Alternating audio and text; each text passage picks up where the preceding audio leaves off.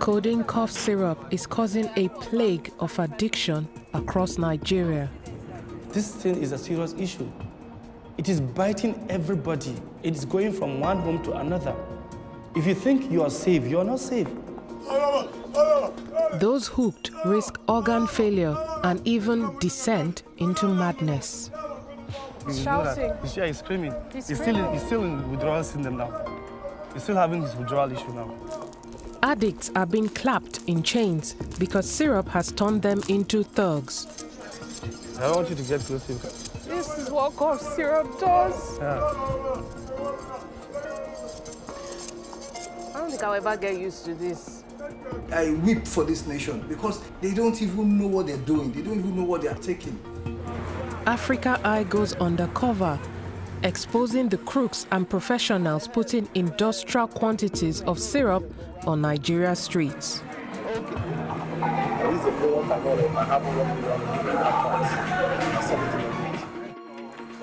We will take you into a criminal underworld where pharmaceutical company managers act like drug barons.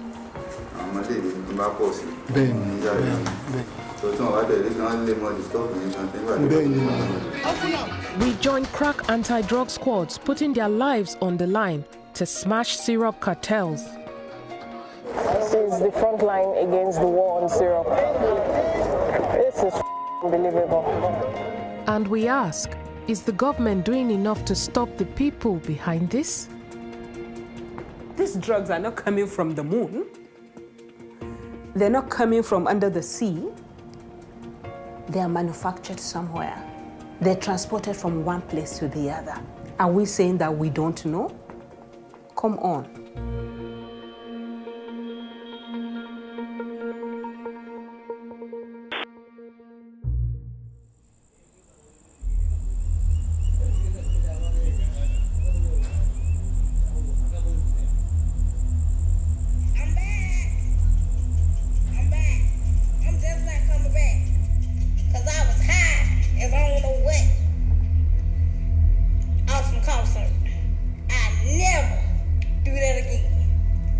So stupid. It was so dumb. I don't see what people get out of being high. People all over the world are addicted to cough syrup with codeine. It's a medicine that has become a street drug. A sweet, sweet strawberry taste that makes you high and hooks you. Over time, it will kill you. I can search my Facebook page and find hundreds of videos of people getting high.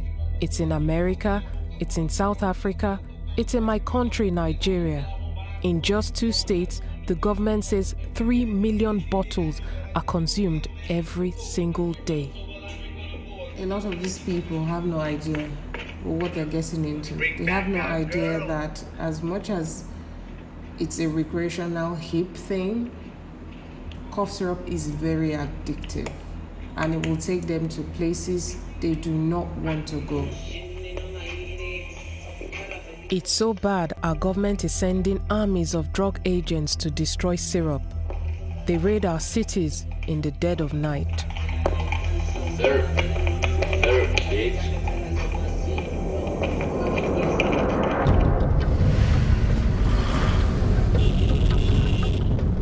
The National Drug Law and Enforcement Agency, or NDLEA, are out on the streets every week in northern Nigeria.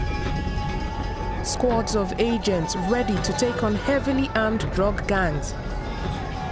Tonight, they are not looking for heroin or crack cocaine. They are looking for codeine cough syrup. As the NDLEA trucks pulled up, people scattered and hid.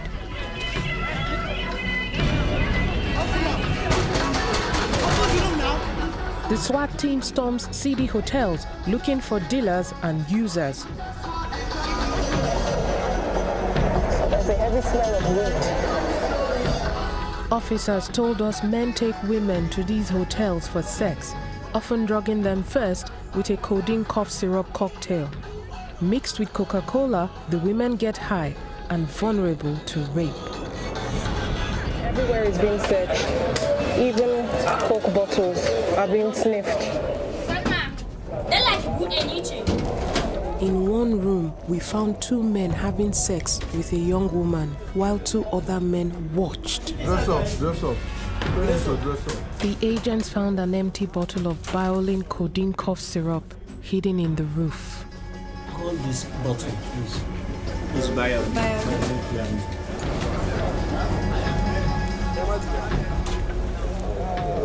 This is the front line against the war on syrup.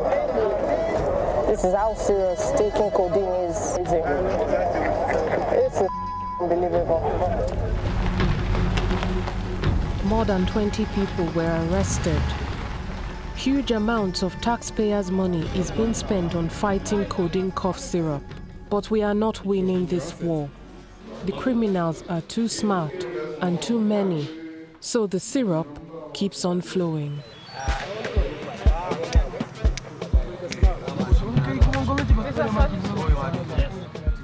It's not hard to find Nigeria's boys getting their syrup high. Person won't get them. How I go to get them? How easy to get them for street? It's very easy. The more we like it, the more we get it. Even now, if you like, it's easy for me to put it for you. It's not hard to find Nigeria's syrup girls either. Even religious women drink it. Campaigners who want codeine syrup banned believe the scale of this problem is massive. Most extended families have had an experience of cough syrup addiction, either by a boy or a girl or even a parent. So it's beyond every imagination you could think of.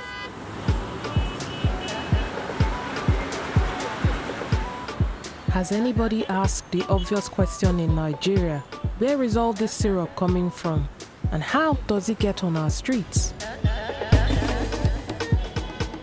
I suspected crooks inside Nigerian pharmaceutical companies might be secretly selling it to the underworld. But in order to prove this, I needed to work with the best.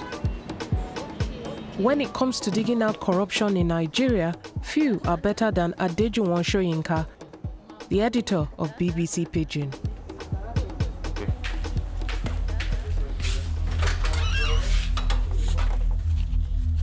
We began at the bottom of the food chain, meeting with dealers and cult gang members in Lagos. If we spoke to these criminals openly as journalists, we could have been killed. We needed to deploy secret filming equipment. I mean, that's the only way of being able to do this and remaining alive, actually. I had to create a new identity for myself and presented myself as a businessman who is really very greedy and, is willing to go into any business that is able to bring in money. So we came up with the most despicable cover story for Adejuwon you can imagine. He pretended he was a businessman who wanted to buy large amounts of syrup to sell to students and children. I'm coming towards you now. Going under the fake name Mr. Johnson, Adejuwon made his way through gang contacts, pushing for links to crooks in pharmaceutical companies, aware everyone was suspicious of police agents. Eventually, we got our first big break. So, I park in such a way to get me.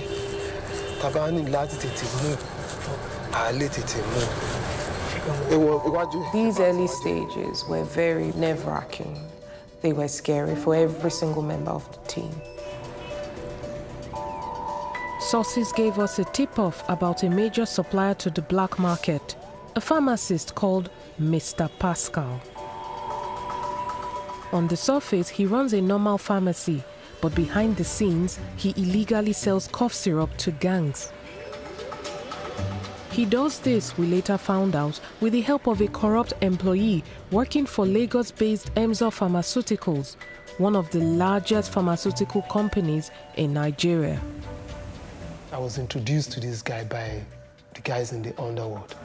They belong to a network, so I was worried, could they possibly spring a surprise? But as it turned out, they were willing to do business. Anyway, yeah? Anyway, sure. Good morning. It took a while to even encourage or convince the pharmacist that I actually meant business. It was basically asking probing questions, wanting to know who I was and where I came from, and check out my claims to being a genuine businessman. I can go to the market and meet my Amazon distributor, tell him I need 100 cartons, we'll make it available for you. But if you go, they cannot even sell 1 carton to you. Because they don't know who you are. Everybody's being cautious. You understand? I wouldn't want something that will land me up in the police net or NDLEA net or anything on the other day. Eventually, when he got convinced that I actually meant business, then he opened up and told me about how the business is conducted and how he gets his own supplies from sales reps of pharmaceutical companies. Okay. I do distributorship. Okay. I do distribution for EMSO. These products, if I want to get them, it's going to be easy for me. I will establish a relationship between you and the reps of the brands you work. Okay. I'll call them, they will come. I'll tell them. So he takes products from pharmaceutical companies and then rather than sell with prescription, passes them on to the underworld where these things are sold openly on the streets to young boys who basically abuse it and get high on syrup with codeine. So that's what he does. Thank you very much. I appreciate your time. I will expect your call later today, or should I call you? What time should I call you? I'll call you before the day runs out. Before the day runs out. By the end of the meeting, Mr. Pascal agreed a deal. He would set up a meeting for us with a man from EMSO Pharmaceuticals who supplies the black market direct from the EMSO factory. And once that first break came, it became a waterfall. Unlike most street drugs, codeine cough syrup is produced on an industrial scale. Dozens of Nigerian companies legally manufacture it. It is not illegal to drink codeine, but it is to sell it to people without a doctor's prescription or a pharmaceutical license. Vast quantities are seized and destroyed by the government every year, tons of it in northern Nigeria last year. But even this fire has hardly even singed the illegal trade.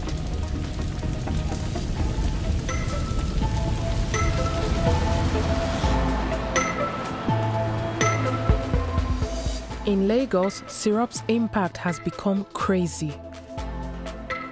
One pharmacy has been forced to turn into a fortress to defend itself against thirsty codeine addicts. So when we first opened the pharmacy, we did not have this particular burglar proof. We had just the security door. And over time, we had to install this because of the challenges we were having with security. People who come in for the syrups, armed robbers, and the rest. So we had to install this.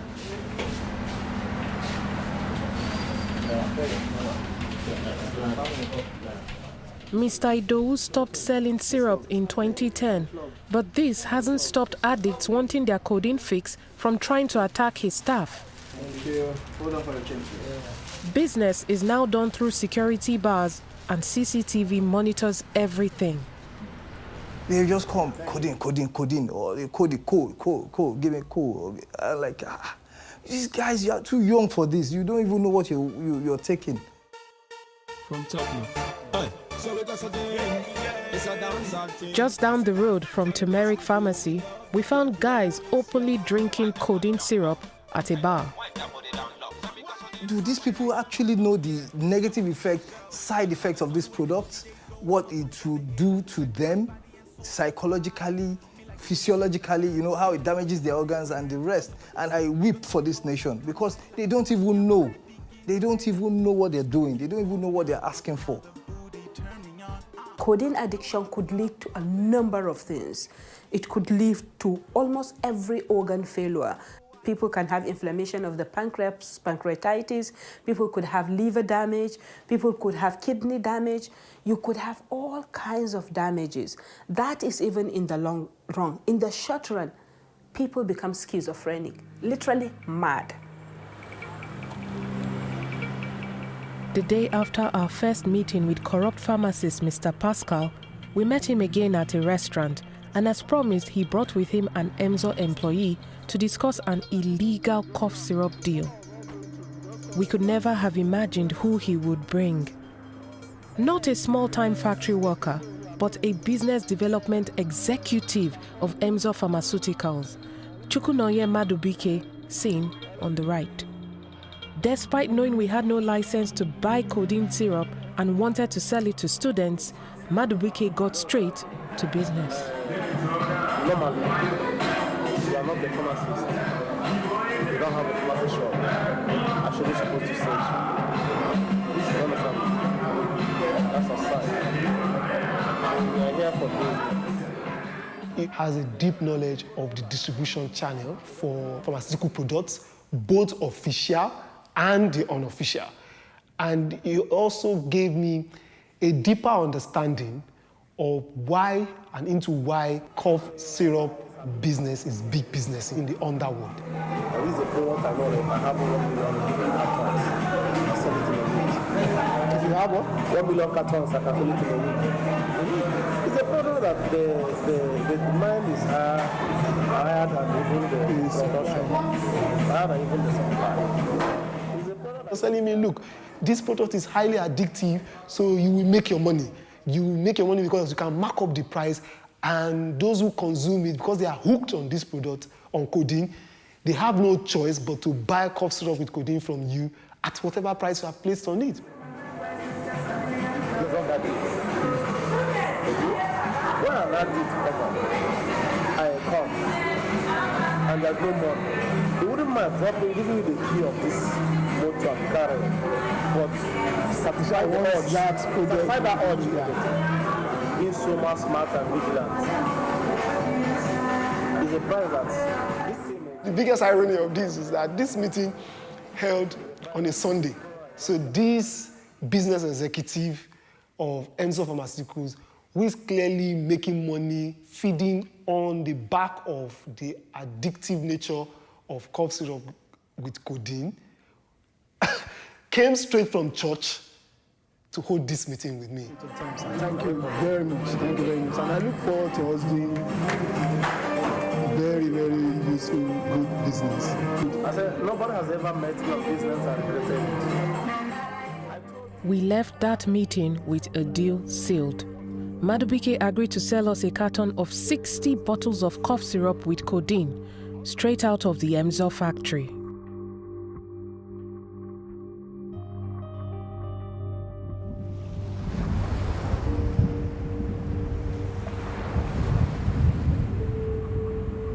Codeine cough syrup is personal to me. Showing you who is responsible for the codeine addiction is my story too.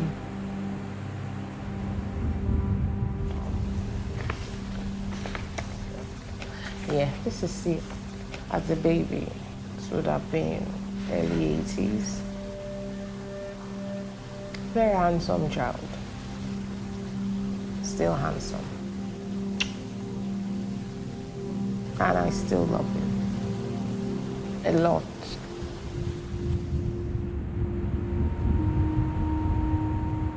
My brother, who is called C, has struggled with addiction.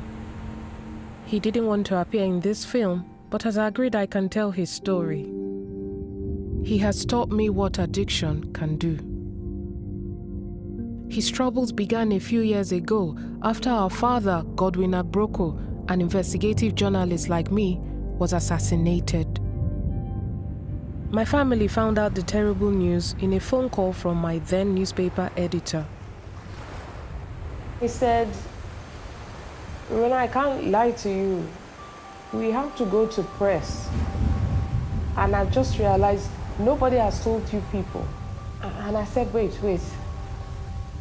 Sir, what's going on?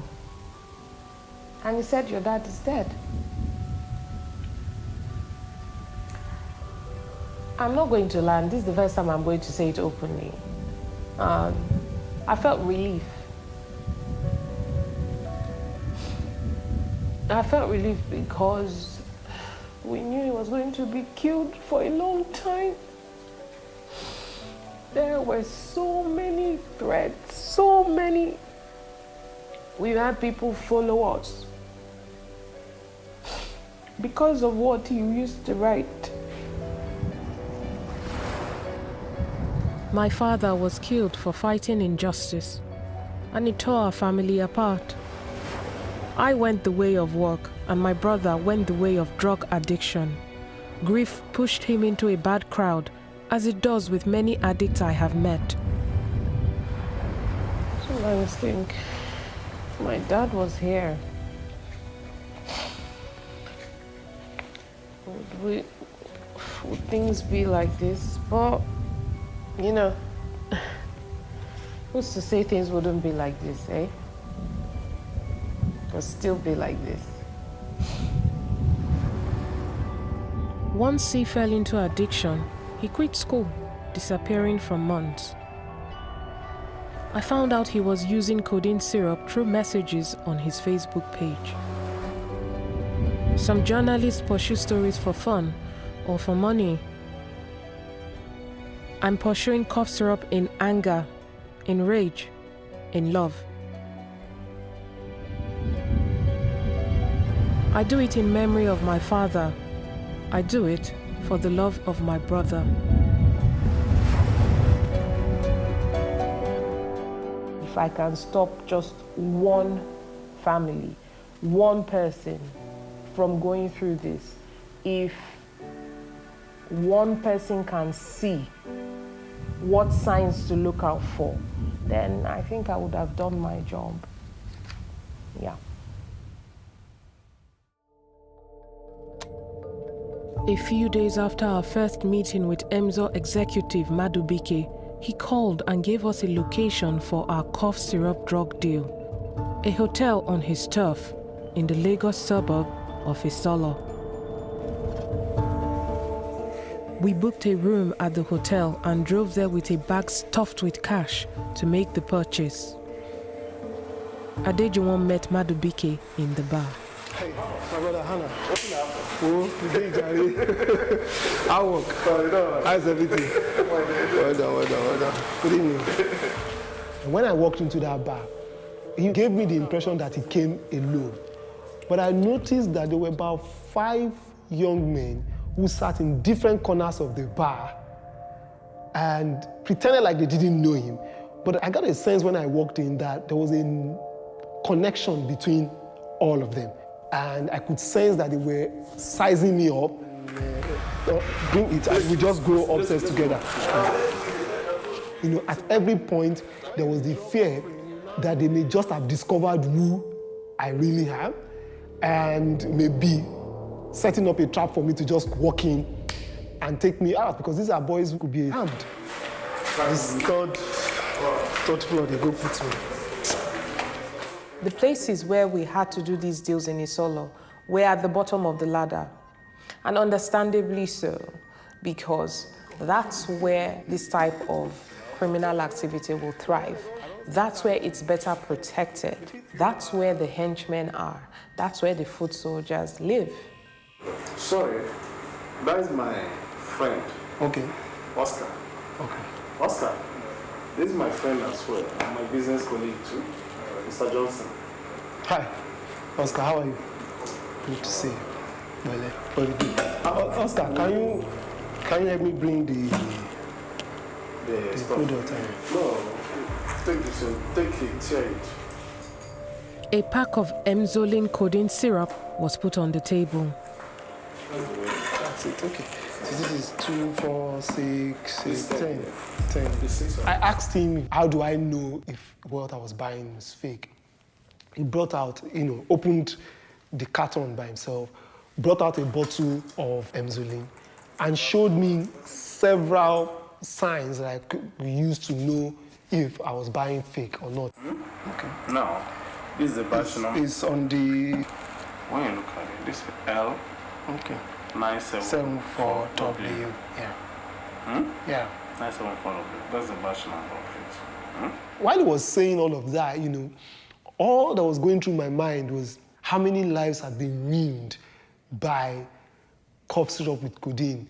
The same product that this guy was selling to me, knowing full well that I was going to potentially distribute this to university students, to children who have been sent to school to learn. But hence I released to you. You started from the oven. It's an oven bed. It's an oven bed. Fresh. It's an oven bed. Freshly baked. Look at how it's sealed. It's sealed with Let me tell you one thing. This is like an addict. When somebody is addicted to something, so you get, and he needs it. The price, I don't think is an issue on this. And when the person knows that he gets the best quality, you go from him. Yeah, I get the cash, Jerry. The fact that he knew that this was addictive, he actually told me himself about how addictive the product is. He had no qualm selling a carton of 60 bottles to me. It's not true. It's complete, I mean. How much is it? Yeah. After this meeting with this gentleman, it was clear to us that Emzo Pharmaceuticals is leaking cough syrup with codeine. You know, and it's leaking that directly to the underworld and fueling addiction on the streets of Nigeria. Go and do exploits. Yes, sir. Yes, yeah. You understand, let me tell you one thing about the business. I'm a core business person. It was something that would benefit him. Yeah. And at the same time, benefit you. You are working on trust. Yeah. He may not be here. And of course, he's been calling me ever since then. I mean, he started calling me 4 or 5 days after making that drop-off because he wanted more money. Adejuwon poured the Emzo syrup down into the Lagos sewer. We didn't want it to end up on the black market or in the hands of an addict. Emzo Pharmaceuticals told us it's investigating Mr. Madubike, adding he has access to a very limited amount of Emzoline with codeine and could not possibly sell large quantities illegally. The company says it is a responsible and compliant business, is reviewing distribution policies and treating our findings with the utmost seriousness. Mr. Pascal and Stella Charles Pharmacy did not respond to us. This, like the evidence, say people they sell codeine products without prescription.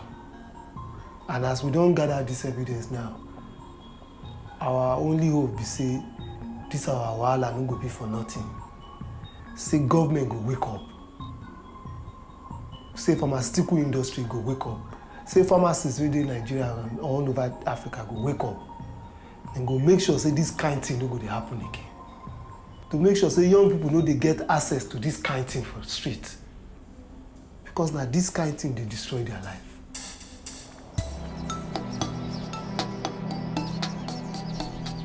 "1,100 kilometers north of Lagos in Kano, the volume of cough syrup leaking out of pharmaceutical companies and onto the black market is clear.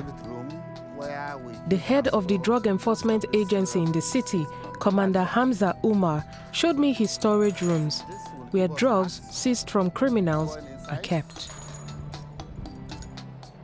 Going inside the main store where these exhibits are kept, right inside you can see.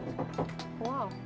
Inside the store is a mountain of drugs, cocaine, heroin, weed, but also thousands of bottles of cough syrup intended for the streets. It's hidden in rice sacks, bags, and even wedding gifts. Everything you see here is codeine. Everything. Let me raise some of this glass. You can see them many. You can hear the sound of the bottles. You can hear the sound. You can hear the bottles. All is codeine. If you like, you can look at the heavy ones. All is codeine. You can see these ones, they are white. That's 25 all kilograms. All is codeine, but too heavy. It's more than that. Yeah. You can hear the way it sounds. All is codeine. It wasn't just sacks. Some of the syrup looked as though it came straight out of the factory. Now here, you can see we have tons of it. Just one product? Just one product and seized from one person. One person had Yes, this? yes. The war against cough syrup in Kano is overwhelming. This thing is spreading like bushfire in a dry savanna. And we are seeing the rate this thing is moving. We are getting towards a hopeless society. And it costs all class, no matter the level, rich and poor, educated and illiterate, a beggar and a toddler. But this must be a very huge drain on your resources, on your budget, and even on your men. It is. And don't forget, this is what we are able to arrest. We may not arrest 10%, considering our capacity, our logistics, and the men. And to take that 10% of syrup off Kano streets, Commander Hamza's men must risk their lives battling codeine gangs. Some officers have even been killed. We raided a house and suddenly I just saw somebody with this dangerous weapon. What did he do? He tried to, cut off my leg. But I was so lucky, it was only my flesh that he was able to remove. He sliced off your flesh there? Of course, yes. The array of weapons used by gangs dealing in syrup shocked me. It's like props from a Nollywood war film, except this is real. This chainsaw was recently even used to attack one of our officers. Hey! But before he could get to the person, one of our armed men took off his leg. Shot him? Yes. This is mostly used when they have overpowered you. Oh dear. In fact, they use this saw to make sure that they pieces you. Decapitate you? Exactly. But while you're alive? While you are alive. How do you feel when your men almost lose their lives trying to stop cough syrup from getting on the street? Sad, very terrible. It's seriously a hectic task. Stopping cough syrup? Yes, it is. It is seriously a hectic task. Almost all of the cough syrup I saw in the commander's storage rooms were produced by two companies, Peace Standard Pharmaceuticals and Bioraj.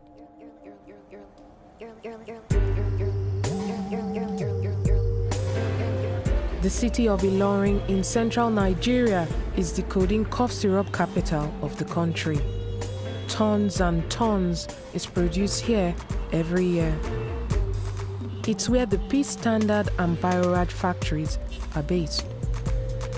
We checked into a hotel, remaining undercover throughout our stay, disguising ourselves as business people with cash in our suitcases, hungry to buy cough syrup from the black market.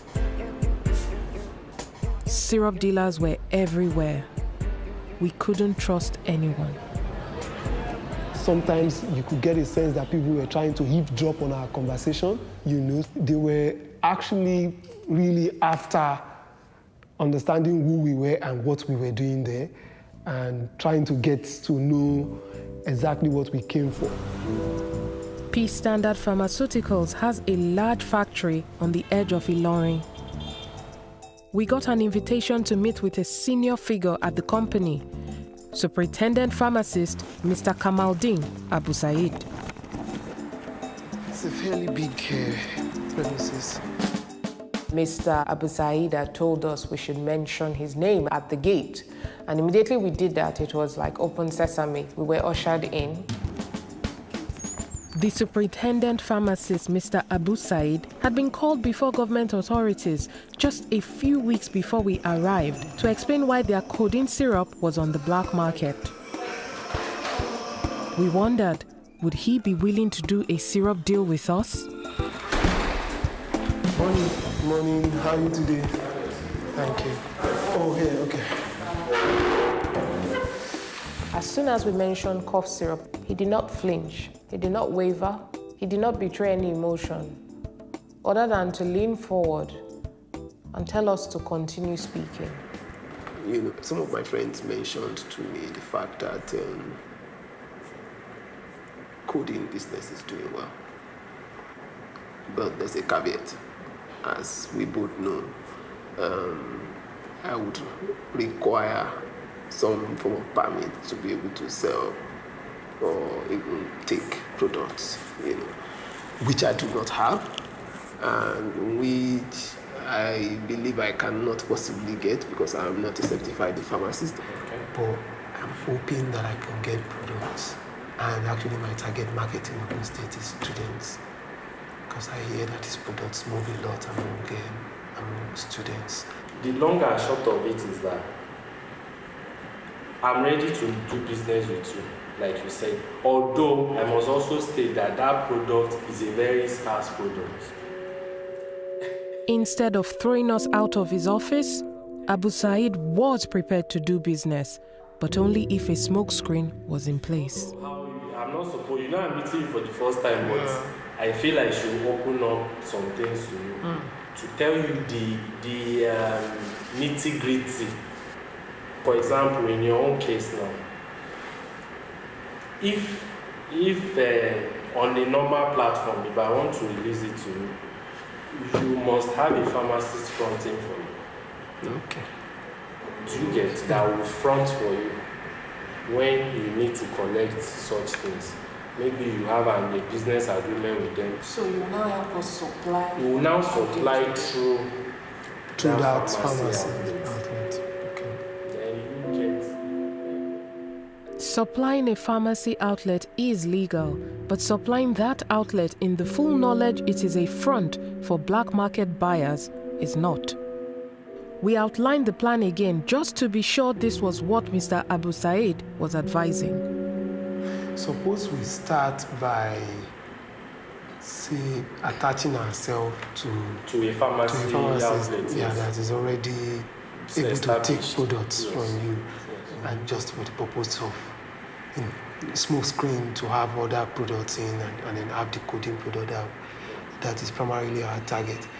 Can we go through that process? You can now. That's why I'm advising you. Here is a pharmacist, respected, senior, known in the industry, contributed to academic journals, and he was teaching me how to beat the system, how to subvert the system.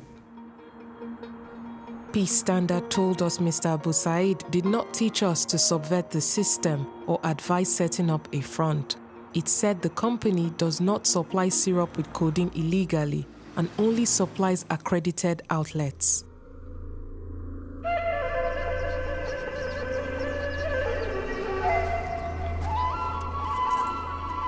With syrup finding its way out of pharmaceutical companies and onto our streets, it's no surprise we have millions of addicts in this country.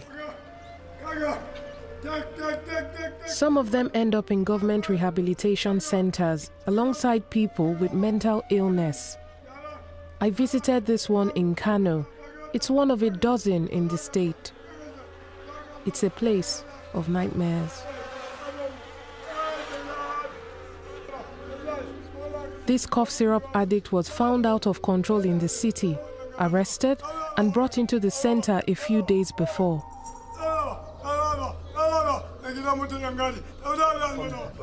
He's shouting. He's screaming. He's still in withdrawal syndrome now. He's still having his withdrawal issue now. Staff chained him to a tree. He was too violent to be close to others. This is what cough syrup does.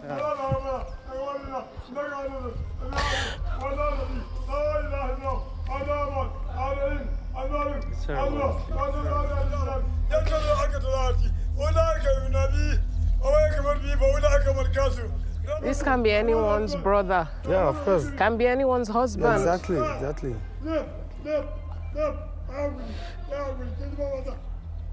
This can be anyone's family member. And so the only way to stop it is for people to stop selling this thing to people. Exactly. They need to stop selling it.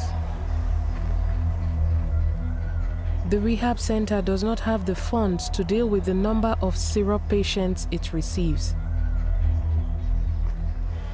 Addicts are often chained to the floor. Overuse of codeine affects the brain, causes insanity in some cases, and some addicts become violent. They will stay like this for weeks, swarming with flies.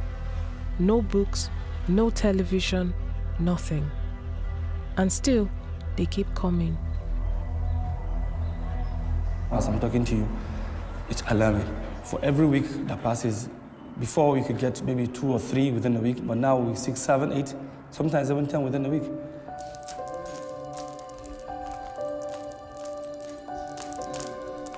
Many of the cough syrup addicts are suffering, shivering and unstable with withdrawal symptoms.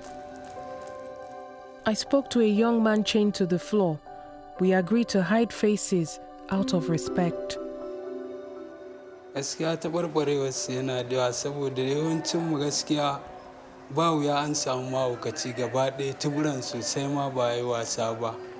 Yanzu za ka ga an samu mahaukaci ba da daɗewa ba. In one room, we found a girl of just 16 years.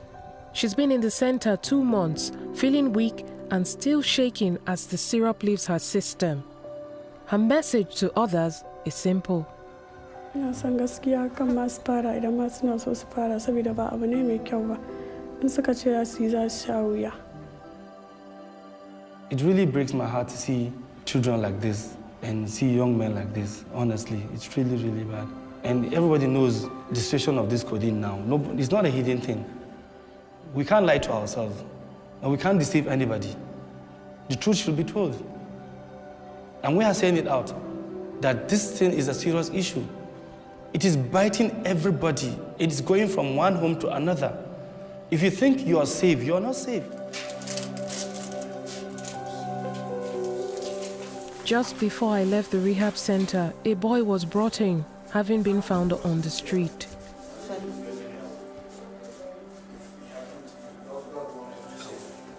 He was delirious and soon became unconscious. Doctors struggled to find a vein to revive him with a drip.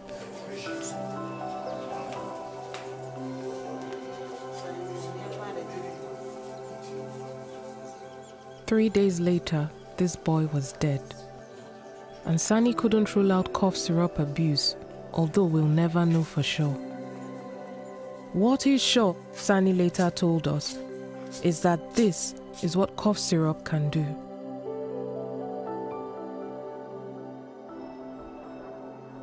As I left this place, I understood why some people say cough syrup is killing a generation. My worst nightmare is to imagine my brother in a place like this.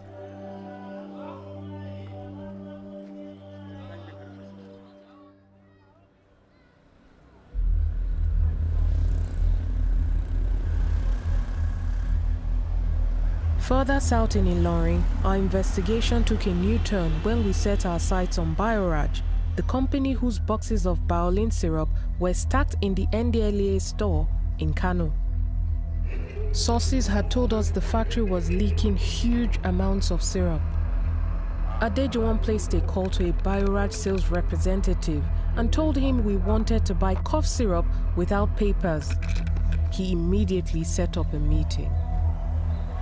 So on Sunday morning, I went to the factory as agreed, and it turned out that I was not only meeting the sales rep, he had also set up a meeting with the store manager of Bioraj. Adejuwon met the sales representative Al Monsuru first. He came out of the factory and greeted him in front of the gate. How are you, my brother? How's everything?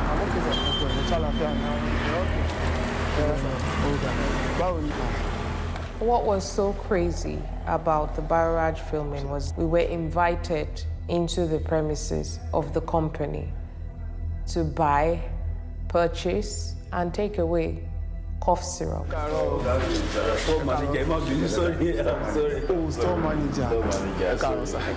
We didn't have to sneak into this company. We were literally welcomed into the company to come and buy cough syrup without papers. Yes. You can leave it. You get it. This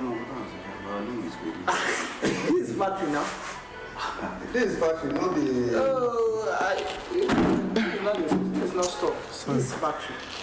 Okay. Yes, even we need 500 calories. You don't have much. But call me now. I thought I was going to impress them by saying, well, I wanted to buy like 5 cartons to start with and test the market. So when I said 5 cartons, the store manager looked at me and smiled. I said, well, that he could understand that I wanted to start small. So otherwise, if I wanted 1,000 cartons of Baolin, they could give it to me. You call me now. Within 3 days, we produce it for you. So, whatever in the large quantity, because we need in the Igbo instance, I'm going to be 1,000 cartons. Are you joking? So I'm telling you the fact. That literally blew me off my feet. So one individual takes a shipment, a delivery of, how many bottles is that? About 60,000 bottles of cough syrup with codeine off Bauraj factory in one deal, just one single deal. And you know what? They also told me that these individuals exhaust this product in about a month. And they are back for another delivery. Our boys start failing. So, around 2010, so we'll see. Big quantity, we have 100 okay, sometimes they want all the silly. So, especially codeine, anything one, do example coach. I want to stop. One thing I've used it before. So, I want to stop. I'm area, although I have the problem. How is it that pharmaceutical companies can have individuals in there that let out this huge amounts of cough syrup straight into the black market? It's quite hard to be able to understand how this leaves the companies and no one is vetting, no one is checking. And then it was time for us to pay for the syrup. 43, are we? 43,200. So I just need to retrieve it.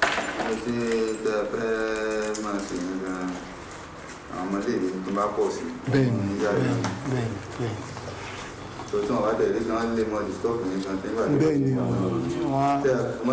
stock in the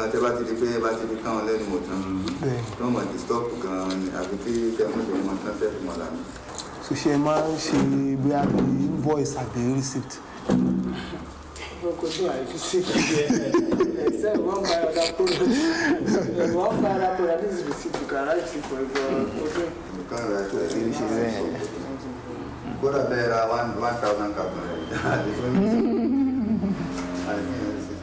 How many people are talking about it? What is government doing? Has anybody been convicted? I mean, these drugs are not coming from the moon. They're not coming from under the sea. They are manufactured somewhere. They're transported from one place to the other. Are we saying that we don't know? Come on. They brought out a carton of 60 bottles of syrup for us and took off the label to cover their crime.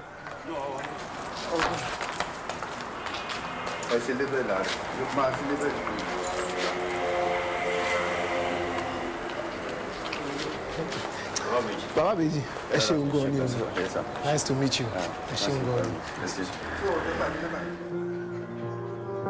In a Bauraj statement, both Baba Ibeji and Mr. Al Monsuru deny selling Baolin illegally. The company told us Mr. Al Monsuru actually left them in 2016.